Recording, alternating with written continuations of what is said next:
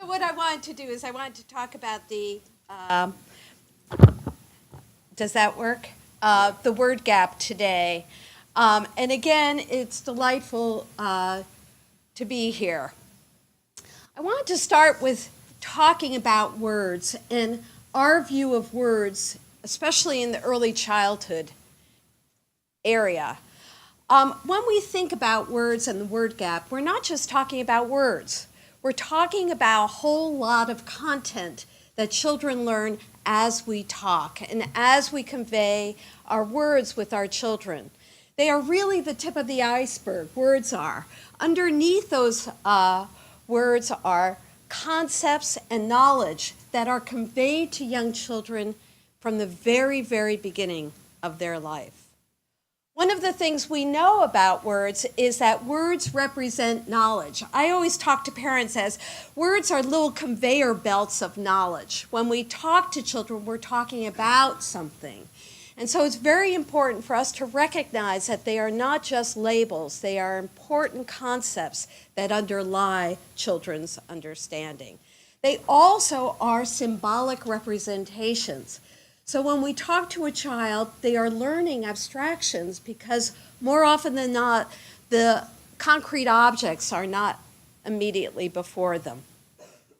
So when we talk about vocabulary, one of the things that we know, our oral language vocabulary is the strongest predictor of children's achievement, not only in elementary school, but also in high school. It is a major skill that begins very, very early in life.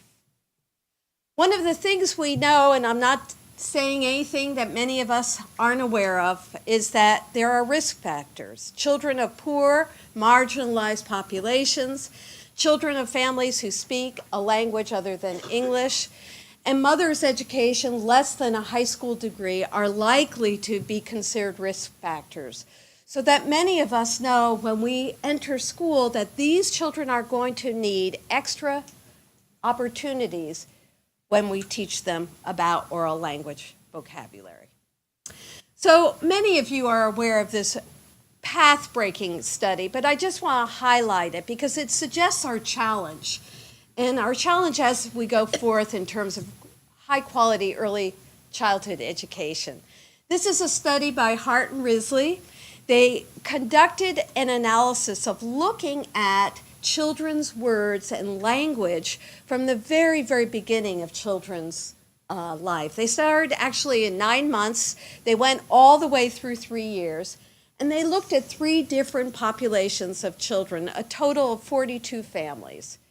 The top family was, in that graph that you'll see, were professional families and their children. The second line is a working class family and their children. And finally, welfare families, actually words used to describe concentrated poverty, those families who live in concentrated poverty. What they did is they examined over the course of these years in their home the kind of language interactions that occurred on a regular basis. And what they found was extraordinary differences. They found that the families of the professional families, the quality and the frequency of the words and the language that they were using was very high quality, both a lot of language, but also very varied vocabulary. Working class families were less so. Poor families were far less so. A lot of these families spoke less to children. They also used punitives and directives when they talked to children in a way that often stopped the language development. So in other words, in our research, what we have found is that children will stop asking questions when their questions are never answered, and when there's not a responsive parent to extend that language. But the differences were so extraordinary that they found that the children of the professional families were speaking at the same rate or level as the parents of the poor families, meaning that it would take 41 hours of extra intervention per week to close that gap. This is at 3 years old. The other thing that they found is that they called it an accumulated experiences with words. They called it, and in the American Educator, in a wonderful article, they called it a 30 million word catastrophe. What that means is there's a lot of work we have to do. So we know that poverty is the chief risk factors for our children. That if you come from poverty situations, if you come from poverty in the very, very beginnings of life, that is likely to have a long-term effect on children's achievement. And what you'll see is what you all know, our national report card.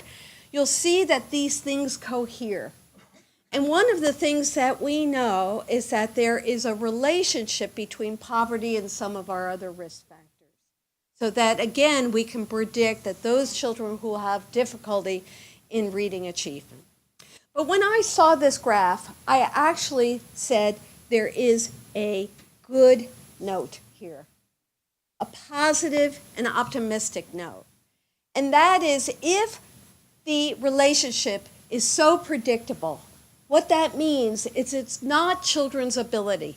Our children are wonderful and beautiful and able to do many things. It's the circumstances that these children live in that create this devastating picture. When we change those circumstances, when we change the environment, we know we change opportunity and we give children hope for a far better future. So now let's take the Common Core. And we're all hearing about Common Core, and in New York we've adopted pre-K Common Core standards. So what do we know? There is a cumulative model of expectations. There's a learning progression. So one grade builds on another. So when we talk about even pre-K standards, there are certain bases of expectations that we will expect children in kindergarten to have. Similarly, first grade, second grade. Secondly, there's a much greater emphasis on what we call academic vocabulary. That's a definition that many of us are grappling with, but I'll tell you later on what my definition is. Third, if we would marginalize or talk about Common Core standards, to me it's all about text and the primacy of learning through text, building knowledge through understanding text. And then fourth, it's also expecting that children develop an appreciation and a knowledge of cross-text, or what we call intertextual linkages, making differences, similarities, and comparisons across text. It's also integrating technology and printed text. So there's an expectation that children will take non-print media and cross-textual analysis. And then there's a focus on evidence. What do you know? Why do you know it? So I want to take you back to our picture. And I want to say that one of the unintended consequences, if we're not really good at what we do, is that this picture will only be harder. And picture will only get harsher. And so I think it's a call to action. And that's why I'm so happy to be here today. Because I think we have to do far more than we are currently doing to improve children's oral language vocabulary. First, Don Hirsch wrote a wonderful article, again in the American Educator, that asks how many words do children need to know in order to be successful in high school and potentially be career and college ready.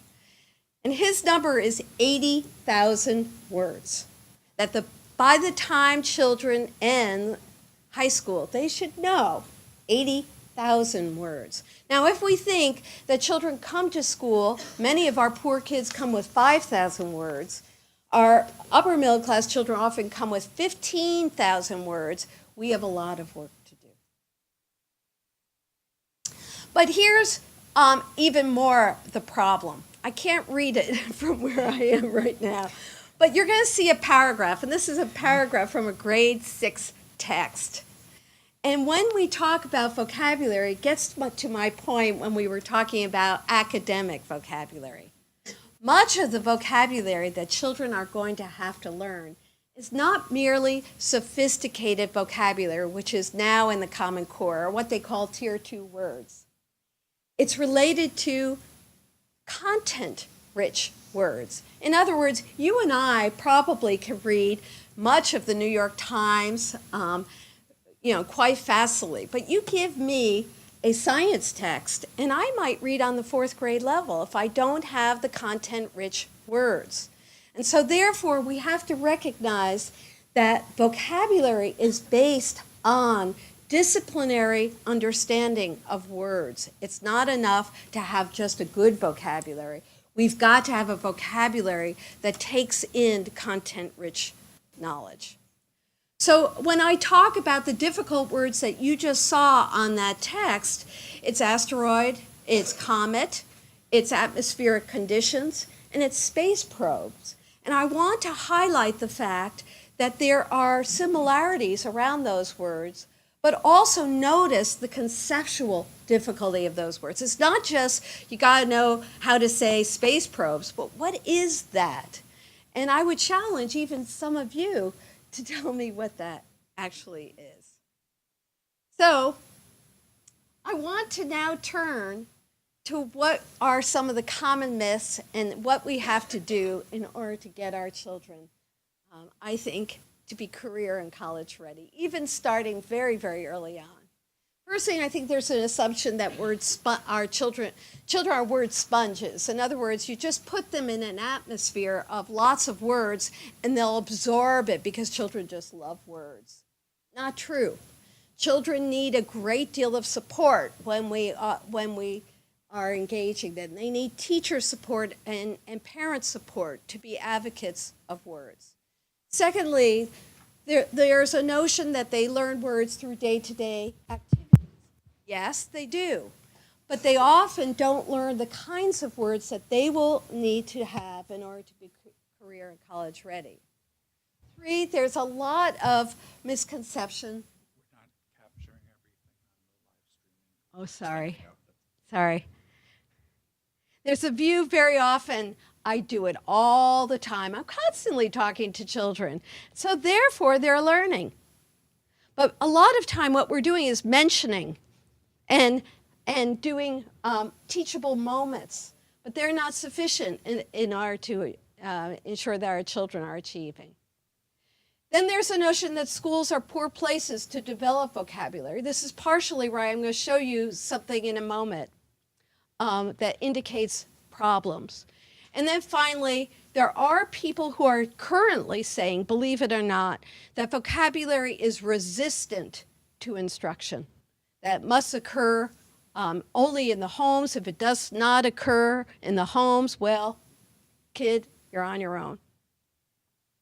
So I want to challenge some of those beliefs, and I want to talk about the research base and what we know about oral language vocabulary. First, I think we know that it's highly susceptible to change due to high quality instruction. We can make a significant difference. We have done now 2 meta-analyses of looking over 65 studies that focus on birth through kindergarten. And we know that the effect size is 0.94. That's very, very high in terms of when we offer high quality instruction in our early childhood settings, we can make an enormous difference in children's achievement. I think we also have to recognize that if we wait to pre-K or age 4, we are beginning too late. That good early childhood instruction begins at birth. We've got to recognize the full continuum if we're on the right page.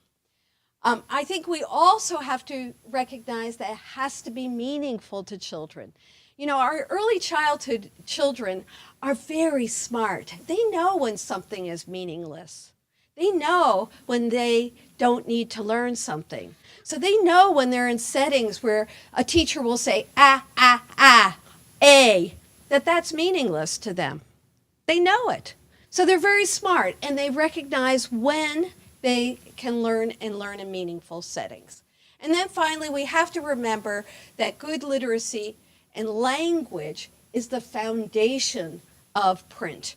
That starting children too early with print before they've developed a rich oral language is futile, and it can actually retard long-term reading instruction. So how do children learn words? What do we need to do? Both parents, both community supports in the classroom, wherever children are. One, we know that they need to become word conscious. And one of the ways in which they do that is we use very challenging, wonderful words with children. We don't diminish our vocabulary, we enhance it. And so we'll say how delicious and scrumptious something is. And you know what children do when they hear these unusual words? They look up. And they all of a sudden recognize we're saying something a little bit unusual. And as a result, they become more word conscious, words of the word around them. Secondly, we know that they need great frequency of interactions. So for example, if we just say a word one time, they're not likely to learn it. If we say a word lots and lots of times in meaningful sayings, they are likely to learn it. Third, we also know that it has to be developed in connection with what we call knowledge networks. We often think about meaningful instruction, but we've got to look at meaningful instruction from the perspective of the child and not us. So let me give you an example of this. Here's what we see too often. We go into settings and the teacher is teaching the word platypus. Now, you and I know we have very little instructional time for our children. Why are we teaching platypus? No one in this audience would understand why, probably. Have any inkling? Because it happened to be in the book that we're about to read. But do children really need a lot of instruction around the word platypus? I mean, perhaps just a little mention would be fine. Am I going to? Just 1 minute. Okay, 2 minutes. And then we need to move along. So a lot of times, some of our materials will actually diminish children's understanding of what words they need and use words like ride and move, which are words they already know. Furthermore, one of the things we often see is in that children who go to schools in high and middle income settings are often with teachers who do a great deal of vocabulary instruction. Those in poor schools get the least amount of instruction. So what do we do to create a vocabulary-rich setting? And Helen, I'm moving on. One, we create wonderful settings for children. We teach children library skills very, very early on, ensuring that they have cozy corner libraries for reading. We engage children in activities that just spark their curiosity and interest in learning. We give them interesting topics to talk about, like dolphins and marine mammals and insects and wonderful things like that. We give them purposeful activities that are meaningful to children, and we're not afraid to take it up a notch in terms of the quality of our oral language. We give them eye-to-eye instruction. This is critical for parents as well. We pay attention to the children. So there's a joint focus. We're not on our cell phone. We are not texting. We are paying attention to our beautiful children. We engage in shared book reading because shared book reading is the highest level of vocabulary that we can convey to them. And we build knowledge networks of words that are connected and closely associated. We recognize that many of our children need to have a more structured knowledge base. And we focus not on themes, as I just flashed that PowerPoint, but we focus on helping children develop categories of meaning that enable them to have self-teaching devices. Finally, we give them texts. I'm just about done. Text sets. We provide them with collections of books that are meaningful on meaningful topics. So for example, in our work with children, we begin with predictable books. We go to rhyming books. These books provide children with predictable and mnemonic devices to help them learn language. We then move to narrative and nonfiction books, and finally, information books. By providing systematic instruction in a set of texts that enable them to learn, we provide a self-teaching device for them. And finally, of course, our teacher interaction. We go from explicit instruction to more open-ended questions and meaning. So to summarize, what we know is that children need to learn content-rich words. We need to put them in a meaningful knowledge network clustered in categories. Together, this creates a self-teaching device so that they begin to learn words on their own. And then finally, we recognize that when we teach them in meaningful setting, we are helping them to learn both predictable, narrative nonfiction, information books, that we're providing basic scaffolds for our children to learn the kinds of words that they will need for Common Core standards. The evidence is clear. We can improve children's achievement, ensuring that these children are capable learners, able and far more able than we've ever considered before.